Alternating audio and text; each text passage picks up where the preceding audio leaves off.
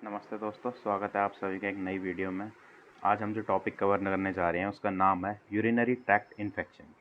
तो urinary tract होता क्या है और कहाँ से स्टार्ट होता है? Urinary tract starting from the calyces of kidney to the urethra. हमारा किडनी से स्टार्ट होता है और यूरेथ्रा पे ख़त्म होता है। जैसा कि आपको दिख रहा है, ये हमारी दो किडनीज होती हैं, इसके ऊपर एड्रिनल ग्लैंड प्रेजेंट होता है। ये यूरेटर्स होते हैं दो, एक ब्लैडर होता है और जो लास्ट वाला पार्ट होता है वो यूरेथ्रा होता है। अपर यूरिनरी ट्रैक्ट में किडनी और यूरेटर्स होते हैं और लोअर यूरिनरी ट्रैक्ट में ब्लैडर और यूरेथ्रा होता है।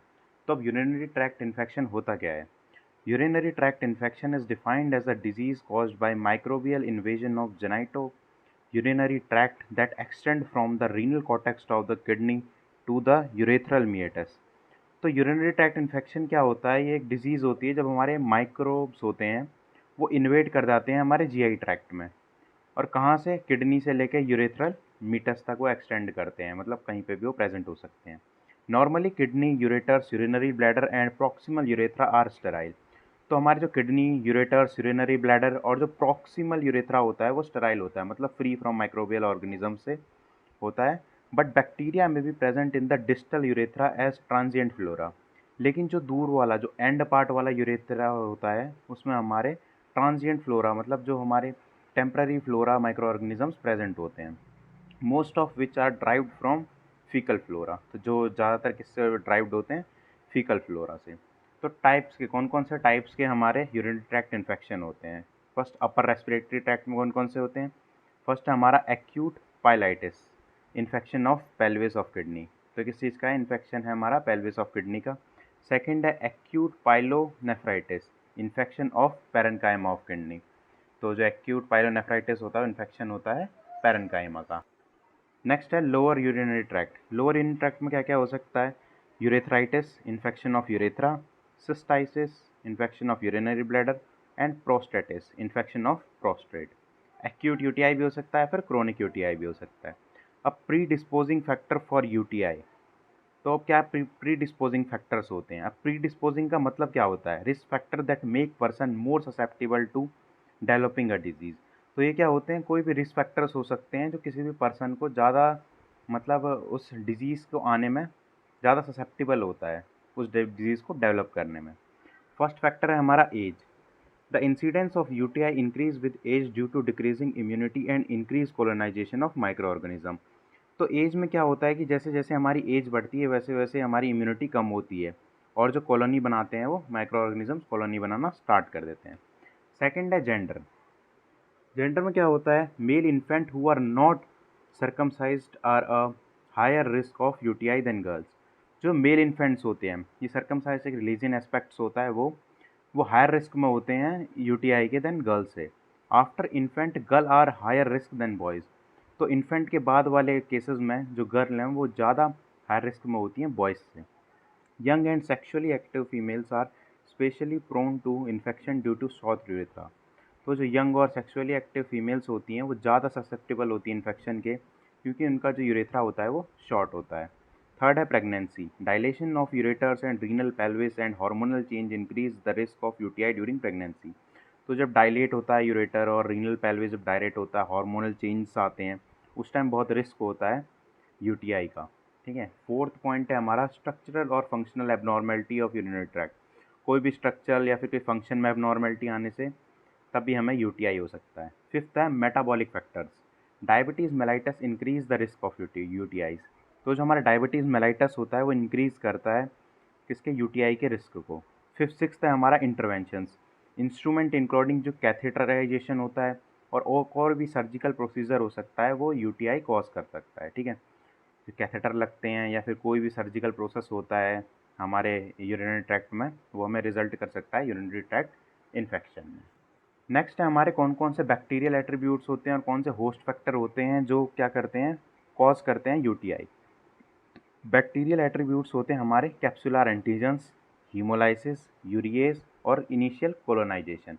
जो होस्ट फैक्टर होते हैं रीनल कैल्कुलाई, जो हमारे स्टोन्स बन जाते हैं किडनी में।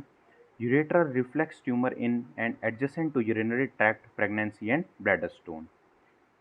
Neurological problems, incomplete bladder emptying, जो हमारा ब्लैडर अच्छे से खाली नहीं हो पाता है। Large volume of residual urine, urine को ज़्यादा देर तक स्टोर करने के लिए। Loss of sphincter control, sphincter control मतलब जो हमारा यूरिन को या फिर हमारे रेक्टम में रोक के रखता है उसे, उसका ख़राब हो जाना जिससे वो कंट्रोल में नहीं रह पाते हैं। Short urethra in females, female का जो शॉर्ट यूरेथ्रा हो सकता है उसकी वजह से या फिर कैथेटराइजेशन की वजह से। अब कौन कौन से कॉजेटिव ऑर्गेनिजम्स होते हैं? तो ग्राम नेगेटिव कोकाई होते हैं जो मोस्ट कॉमन इन्फेक्टिंग एजेंट्स होते हैं। उसमें से भी कॉमनली क्या है, ई कोलाई, जो रिस्पॉन्सिबल होता है 70 to 80% एक्यूट इन्फेक्शन के लिए। नेक्स्ट है klebsiella species, proteus species, enterobacter and pseudomonas aeruginosa. और ग्राम पॉजिटिव कोकाई कौन कौन से होते हैं? Enterococci, staphylococcus aureus, staphylococcus epidermidis. Next miscellaneous में कौन कौन से होते हैं? Mycobacterium tuberculosis, citrobacter, salmonella, streptococcus pyogenes. और फंगस के केसेस में कैंडिडा एल्बिकान्स जो होता है वो यूटीआई कॉज कर होता है डायबिटीज़ में और इम्यूनो कॉम्प्रोमाइज पेशेंट में जिनकी इम्यूनिटी लो हो जाती है। अब पैथोजेनेसिस कैसे होता है, हम कैसे देख सकते हैं कि हमारा यूटीआई फैल रहा है? तो स्टार्टिंग किस चीज़ से होती है? स्टार्टिंग होती है कंटामिनेशन ऑफ पेरीयूरेथ्रल एरिया।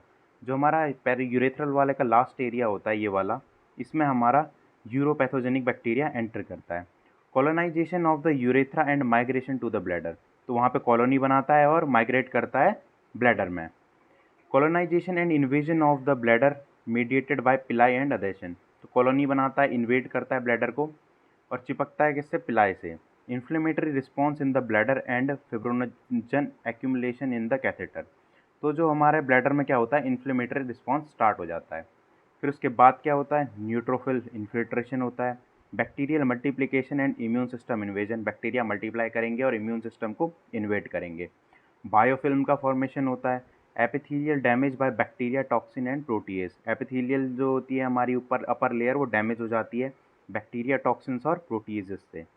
फिर ये कहाँ मूव करते हैं? असेशन टू किडनीज, कॉलोनाइज करते हैं हमारी किडनी को और फिर होस्ट टिश्यू डैमेज करते हैं किसकी वजह से? बैक्टीरियल टॉक्सिन्स को, बैक्टीरियल टॉक्सिन्स की वजह से होस्ट टिश्यू को डैमेज करते हैं।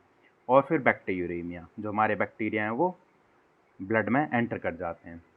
अब जैसा दिख रहा है यहाँ पे यूरोपैथोजेनिक बैक्टीरिया है, यूरेथ्रा में आया, यूरेथ्रा से ब्लैडर में गया, यहाँ पे बायोफिल्म फॉर्मेशन किया, फिर इससे किससे? यूरेटर से ऊपर जाके किडनी में जाके कॉलोनाइजेशन किया, फिर यहाँ से कहाँ आ गए? ये हमारे वेन्स और आर्टरीज में आ गए और इससे पूरी बॉडी में सिस्टमिक सर्कुलेशन की तरह फैलेंगे।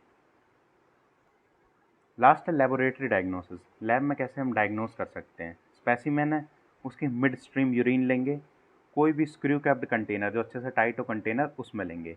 3 टाइप से कर सकते हैं, मैक्रोस्कोपिक एग्जामिनेशन, माइक्रोस्कोपिक एग्जामिनेशन और कल्चर। मैक्रोस्कोपिक में कलर देखेंगे, प्रेजेंस देखेंगे, स्मेल देखेंगे, ये सब चीज़ें देखते हैं। माइक्रोस्कोपिक में सेंट्रीफ्यूज स्पेसिमेन को माइक्रोस्कोप के नीचे देखते हैं। और कल्चर में क्या करते हैं? Inoculate 0.01 ml of urine with the loop of 3 mm diameter, तो इनोकुलेट करते हैं 0.1 ml ऑफ यूरिन को 3 mm के लूप से। तो और किस में डालते हैं? ब्लड अगार में डाल सकते हैं, फिर मैकोंकी अगार में। Incubate at 37 degrees for 8 to 24 hours. Examine and count the colonies, फिर एग्जामिन करते हैं, काउंट करते हैं कॉलोनीज को। Confirm diagnosis by biochemical test, कोई कोई बायोकेमिकल टेस्ट होते हैं जिससे कन्फर्म कर सकते हैं उसके डायग्नोसिस को। फिर उसके बाद हम परफॉर्म कर सकते हैं antibiotic anti microbial susceptibility testing को। उसकी रिपोर्ट देखेंगे, रिपोर्ट में क्या दिखेगा? हमें नंबर ऑफ बैक्टीरिया दिखेंगे पर ml में, या तो 10,000 से कम होंगे, 10,000 और 1 लाख के बीच में होंगे, और या फिर 1 लाख से ज़्यादा होंगे। अगर 1 लाख से ज़्यादा होंगे तो हमारा सिग्निफिकेंट बैक्टीरिया प्रेजेंट होगा। सो थैंक यू गाइस, आज की वीडियो में इतना ही।